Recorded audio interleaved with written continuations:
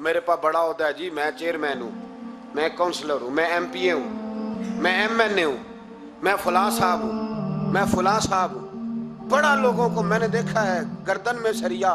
کب تک ہو؟ کب تک ہو؟ وزیر اعظم ہو تو کب تک ہو؟ ہم نے تو دیکھا ایک بندہ وزیر اعظم ہوتا ہے اگلے دن لکھا ہوتا ہے مجرم ہے، ایک بندہ صدر ہوتا ہے اگلے دن لکھا ہوتا ہے ملزم ہے. کیا بات کرتے؟ یہ تو آنے جانی. حضرت امام مالک بیٹھے تھے ہارون رشید کے پاس، سخت پیاس لگ گئی ہارون رشید کو، اتنی سخت گرمی پیاس. یہ روزہ کھول کے نا کوئی چیز نہ ہو، پانی ہو تھوڑا سا ٹھنڈا سادہ پانی تو دل کرتا ہے سارے پی جائیں. آج حضرت مولا علی نے مثال دی ہے، شیر خدا نے. حضرت علی نے انوکھی بات کرتے کہتے نا مجھے فلاں جان سے پیارا ہے.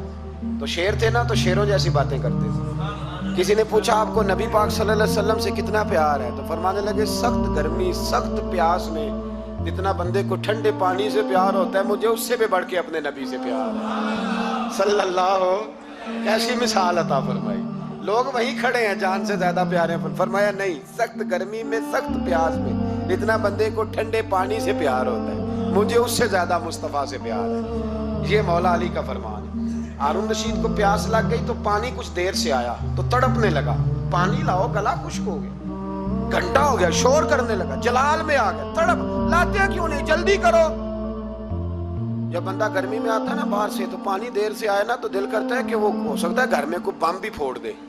پانی کو دیر سے آیا ہے، پہلے پانی. اس لیے سمجھدار خواتین باہر سے جب کوئی آتا ہے تو پہلے پانی لاتی ہیں، پانی لاتی ہیں، پانی پی لیں جناب. ہارون رشید تڑپ رہا ہے، امام مالک قریب بیٹھے تھے. خادم کہنے لگا حضور ایک کنواں خشک ہو گیا ہے اور دوسرا آپ کی شایان شان نہیں، پانی صاف نہیں، تو تیسرے سے بندہ لینے گیا ہے، آ رہا ہے. بندہ تھوڑی دیر سے آیا تو ہارون رشید بڑا پریشان تھا. اب بات امام مالک کر رہے تھے تو وہ نہ توجہ اس کی پانی کی طرف تھی. پیالہ پانی کا اندر داخل ہوا تو ہارون رشید کا دل کرتا تھا کہ اڑ کے پانی کے قریب چلا جاؤ، لپک رہا تھا پانی کی طرف. جب پانی آیا اس کو پکڑایا تو امام مالک رحمت اللہ علیہ کہنے لگے بادشاہ ذرا ٹھہر جا، ٹھہر جا، پی لے، نہ آ گیا نا اب تیرے قبضے میں ہے، ایک مسئلہ مجھے بتا لے پھر پانی پینا. ہارون رشید ایک رات پہلے نا بڑی باتیں کر رہا تھا کہ میں حکومت صحیح چلا رہا ہوں، میرے معاملات بڑے اچھے، اپنی حکومت کی تعریفیں ایک رات پہلے ہو رہی. اب جب پانی پینے لگا تو امام مالک اس کو رات والی بات پہ اسے سمجھانا چاہ رہے ہیں. فرمانے لگے بادشاہ رک جا. رک گیا. آپ فرمانے لگے اگر یہ پانی ملتا ہی نہ، پورے ملک میں نہ ملتا، پھر تجھے پتہ چلتا پوری دنیا میں نہیں. ذرا سوچیں آپ، اگر پانی خدا نہ خواستہ اگر پانی ملے ہی نہ، کہ نہ ملتا، پانی کو کوئی اہمیت تو نہیں نا ہم دیتے، نلکا کھلا ہے تو کھلا ہے، اور اگر ملے نہ تو ہماری بنیادی ضرورت ہے پانی، ایک قدم نہ لوگ چل سکے. کہا ہارون رشید اگر ملے ہی نہ اور اگر تجھے لینا پڑے ایک پیالہ پانی کا تو کیا دے کے لے گا؟ کہنے لگا میں اپنی آدھی سلطنت دے دوں گا، آدھی حکومت اور پانی کا پیالہ لے لوں گا. امام صاحب فرمانے لگے چل سمجھ میں آ گیا، پی لے پانی. اس نے پی لیا تو پیا اس طرح کہ پانی پیالہ منہ سے لگایا تو اتارا تب بھی جب ختم ہو گیا تو امام صاحب فرمانے لگے پی لیا کہ پی لیا. فرمانے لگے ایک مسئلہ اور بتا، اب اگر تو نے پانی پی لیا تیرا پیشاب بند ہو جائے، یہ پانی پینے کے بعد پھر پیشاب آنا بھی ضروری ہے، اگر بند ہو جائے تو پھر کیا دے گا؟ تو امام صاحب کی طرف غور سے دیکھنے فرمانے لگے سوچ کے بتانا. کہنے لگا حضور آدھی سلطنت باقی کی بھی دے دوں گا. تو امام صاحب نے رومال اٹھایا کندھے پہ رکھا، چلنے لگے. کہاں جا رہے ہو؟ فرمانے لگے اس بادشاہ کے پاس کیا بیٹھنا جس کی پوری سلطنت کی قیمت پانی کا ایک پیالہ ہے. ایک پیالہ پانی کا اگر نہ ملے تو آدھی گئی اور پیشاب نہ آئے تو باقی بھی. کہنے لگے تو کس سلطنت کی باتیں کرتا ہے؟ کل من علیہا، ہر چیز. اب یقین کریں ہمارے پاس کوئی بندہ بیٹھ جائے نا تو ہم اسے ہلنے نہ دیں، ہم اسے کہیں تو تجھے پتہ ہی نہیں اصل بادشاہ میں ہی ہوں. میں تو کچھ ایسے لوگوں کی باتیں بھی سنتا ہوں، مجھے لگتا ہے امریکہ میں بھی حکومت یہی بنواتے ہیں. اتنی زبردست گفتگو کرتے ہیں، اتنا اعلیٰ تجزیہ نکالتے ہیں کہ مجھے لگتا ہے سارے ملکوں کے بادشاہ ان سے مشورہ کرتے ہیں. اس قدر زیادہ ہم نے اپنے آپ کو تن کے بڑا کر لیا ہے. کنٹرول میں رہے، کنٹرول میں. ہلاکو خان نے بڑے لوگ مروائے تھے، بڑے بغداد میں 20 لاکھ آدمی قتل کروایا اس نے. 20,000 نہیں میں نے کہا, ذمہ داری سے حوالہ دو. کتنے لوگ بولیے؟ 16 لاکھ آدمی اس نے تلوار سے مروایا. لوگوں نے نا زیر زمین تہ خانے کھودنے شروع کر دیے. 4 لاکھ آدمی تہ خانوں میں چھپ گیا اور چن چن کے مسلمان مارتا تھا. جب ہلاکو کو کسی نے بتایا نا 4 لاکھ بندے چھپ گئے, اس نے نہروں کے بند توڑوا دیے, دریاؤں کے بند توڑوا دیے, پانی زیر زمین چلا گیا. 4 لاکھ آدمی ڈوب کے مر گیا. 20 لاکھ آدمی مروایا. ایک دن ایک علاقے میں گھوم رہا تھا, لیمبو کھانے کا بڑا شوقین تھا. بازار میں گیا تو ایک لیمبو خریدا.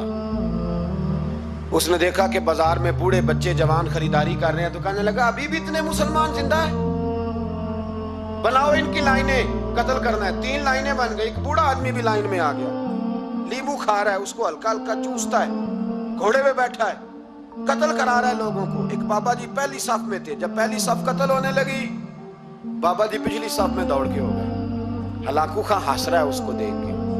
معاذ اللہ, جب بندہ ہوتا ہے نا کسی منصب پہ, پھر وہ مذاق اڑاتا ہے دوسروں. بابا دوسری صف میں آیا تو ہلاکو خان نے وہ بھی قتل کرائی, تو بابا دوڑ کے تیسری صف میں.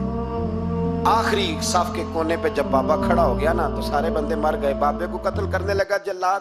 ہلاکو کہنے لگا ٹھہر جا. کہنے لگا بابا تو تیسری صف میں آیا تھا, تیرا کیا خیال تھا بچ جائے گا؟ بابا کہنے لگا خیال نہیں, میرا یقین ہے کہ میں بچ جاؤں گا. میرا شرط یہ ہے کہ یقین ہو اندر. شرط یہ ہے کہ ہنس کے کہنے لگا ہلاکو خان کیسے؟ تو بابا کہنے لگا اگر اللہ چاہے تو بچ سکتا ہوں, اگر اللہ چاہے تو میں. بہت سارے لوگ ہیں ڈاکٹر لکھ کے دے دیتے ہیں نہیں بچے گا, وہ بچ جاتا ہے کیونکہ بچانے والا اللہ ہے. کہا اللہ چاہے تو بچ جاؤں گا. تو ہلاکو کہنے لگا کیسے؟ جب ایسے کیا نا, کیسے ایسے کیا نا, تو لیمبو ہاتھ سے گر گیا. وہ بچے پلیئر نہیں ہوتے, وہ گیند گنتی ہے تو چھلانگ لگا کے پکڑ لیتے. بڑا گھوڑ سوار تھا, نیزہ باز تھا, چھلانگ لگائی لیمبو کیش کرنے کے لیے. کیسے تو کیسے بچے؟ یوں ہاتھ گھمایا, لیمبو گرا تو چھلانگ لگائی, نیچے جھکا. جب نیچے جھکا نا تو گر گیا گھوڑے سے. جو پیر تھا وہ گھوڑے کی رکاب میں الجھ گیا. گھوڑا ڈر کے دوڑ گیا. جب گھوڑا دوڑا تو زمین پر زور زور سے سر لگنے لگا. سپاہیوں کہتا دوڑو اس کو پکڑو. سپاہی بھی دوڑے پر گھوڑا قابو نہ آیا. گھوڑا اس وقت رکا جب نہ اس کا چہرہ پہچانا جاتا تھا, نہ آنکھیں سلامت تھی, نہ ناک سلامت تھی. اس کی کھوپڑی ساری اس طرح چور چور ہو گئی جیسے کسی نے ہتھوڑے کے ساتھ پیسی ہو. ہلاکو کی لاش سے خون بہ رہا تھا. بابا ہنس رہا تھا. ایک سپاہی کہنے لگا بابا تو کیوں؟ کہنے لگے میں اپنے رب کی قدرتوں پہ مسکرا رہا ہوں.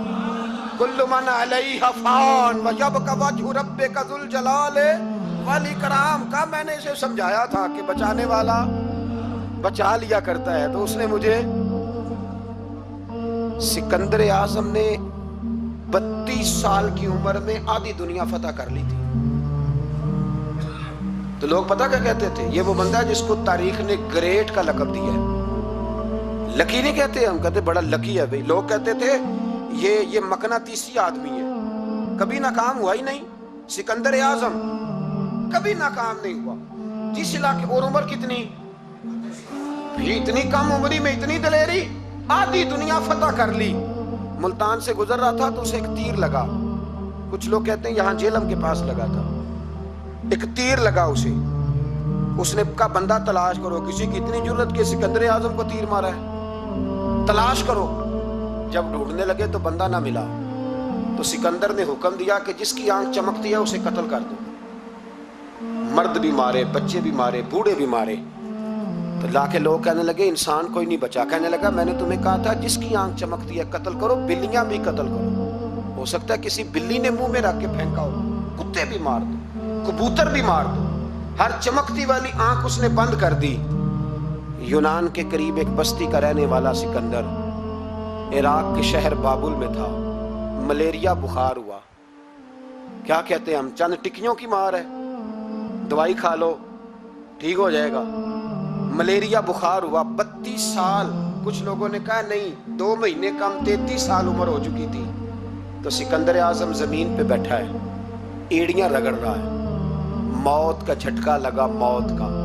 ہوئے नामवर बेनिशां कैसे कैसे, ज़मीं खा गई नौजवान कैसे कैसे। जगह जी लगाने की दुनिया नहीं है, ये इबरत की जा है, कोई तमाशा नहीं है।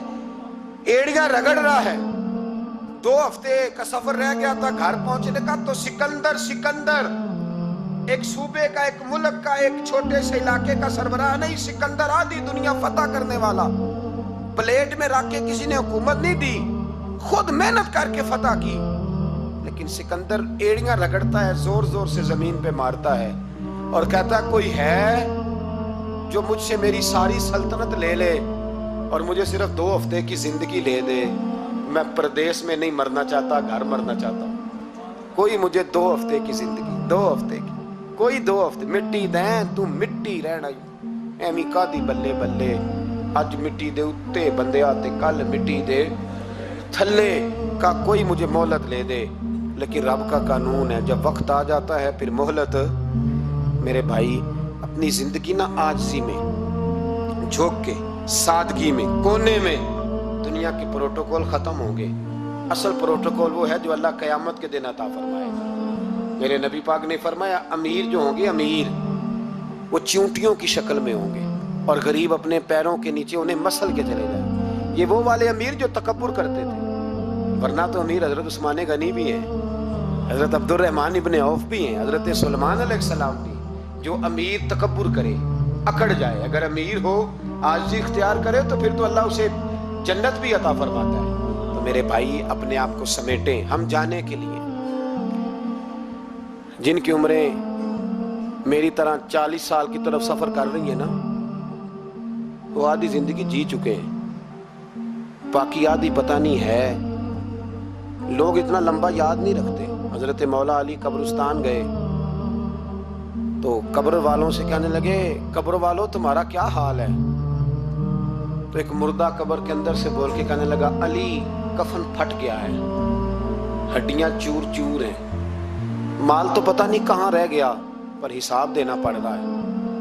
आप बताइए पीछे हमारे घर वालों का क्या हाल है? तो हजरत अली फरमाने लगे, जहाँ तुम बैठते थे वहां कोई और बैठने लग गया है। तुम्हारी बीवियों ने नए निकाह कर लिए, तुम्हारे दोस्तों ने नए दोस्त बना लिए, अब तो लोग तुम्हें याद भी नहीं करते, अब तो तुम्हारा जिक्र ही कोई नहीं करता, अब तो खत्म हो गया तुम्हारा तज़किरा भी कोई नहीं। तज़किरा उसी का रहेगा जिसने रब को याद किया और फिर रब ने उसका चर्चा किया, उसका तज़किरा रहे। अपने आप को एक मौके पर भी कभी मुतकब्बिर ना होने, आजिज़ी हुस्न है जिंदगी का। खजाना आए तो कारून ना बने, महल बनाए तो शद्दाद ना बने। अगर अल्लाह ताला दौलत दे तो कभी भी अपने आप को नमरूद और फिरौन ना बनने दे। इक़्तिदार मिले तो कभी भी अपने आप को हलाकू खा और चंगेज खाना बनाओ। और अगर नमाजी बनो तो वो वाले नमाजी बनो जो नमाजी भी होता है। हज़रत उमर फारूक को किसी ने ईद वाले दिन देखा तो उमर रो रहे थे, छोटी ईद वाले दिन। हमारे यहाँ तो लोगों ने डेक तैयार करके रख लिए हैं, तैयारी हो गई है। चांद रात को जो नेकियां कमाई हैं वो सारी शैतान के हवाले करेंगे, माज़अल्लाह इल्ला माशाअल्लाह। उसको कहेंगे ले जा, हमने कमाई हैं तेरे लिए। फौरन पहली रात ही, इधर ऐलान हुआ नहीं उधर तमाशे लगे नहीं, माज़अल्लाह। हजरत उमर ईद वाले दिन रो रहे थे, तो किसी ने कहा उमर ये खुशी का दिन है, आप रो रहे हैं? तो फरमाने लगे खुश तो वो होना जिसको यकीन है कि उसका नमाज रोज़ा कबूल हो गया। मुझे तो अभी पता ही नहीं मेरा कबूल हुआ है कि वापस कर दिया जाएगा।